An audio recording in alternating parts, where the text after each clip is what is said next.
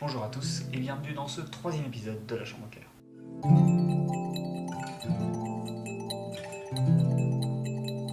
Aujourd'hui, on va évoquer le travail de Boogie et notamment son ouvrage culte It's All Good, réédité l'année dernière pour les 10 ans de sa sortie. Alors pour ceux qui ne le connaîtraient pas, Boogie, de son vrai nom Vladimir Milovojević, est un photographe né en Serbie en 1969. Il est surtout connu pour ses reportages sur des personnes vivant en marge de la société, mais aussi pour ses photographies de rue.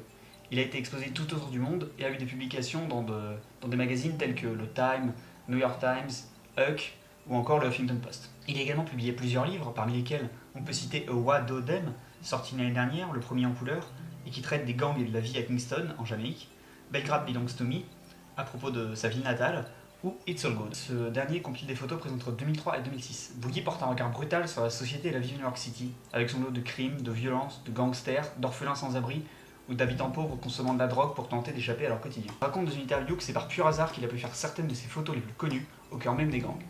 Il traînait déjà beaucoup avec eux, mais c'est un de ses amis qui, la première fois, lui a proposé de faire des photos de lui et de ses camarades avec des armes. Comme on peut s'en douter, il a dit oui. Il rajoute cependant que quelques minutes après ça, il a eu une crise de panique en imaginant ce qui aurait pu arriver si l'un des gangsters avait pressé la détente par mes gardes. Mais dès le lendemain, il a recommencé. Son livre It's So Good est surtout connu pour les images que vous venez de voir, mais il ne faut pas s'y arrêter. Il se concentre aussi sur la part sombre et invisible de notre monde, et toujours avec une grande humanité. Et il ne juge jamais ceux qu'il photographie, que ce soit des parents qui s'occupent d'un enfant ou des habitants qui se droguent, parfois en pleine rue.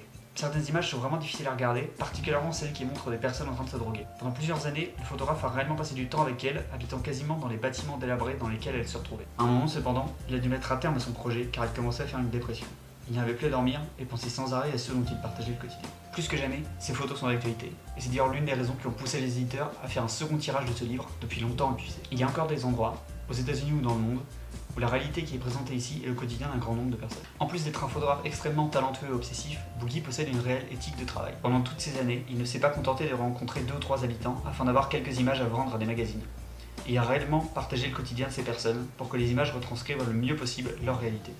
Avec cet épisode, j'espère vous avoir donné envie de jeter un coup d'œil à ce bouquin, ou même au travail de Boogie, si vous ne le connaissiez pas. Comme d'habitude, je vous mettrai dans la description les sources que j'ai utilisées pour écrire cet épisode, son site, ou encore différents liens pour trouver ces livres. Si vous appréciez mon travail, vous pouvez me laisser un pouce bleu, ça fait toujours plaisir. Vous pouvez aussi me suivre sur Facebook ou Instagram pour avoir mon actualité. D'ici là, on se revoit dans ma prochaine vidéo, je vous dis à plus, portez-vous bien.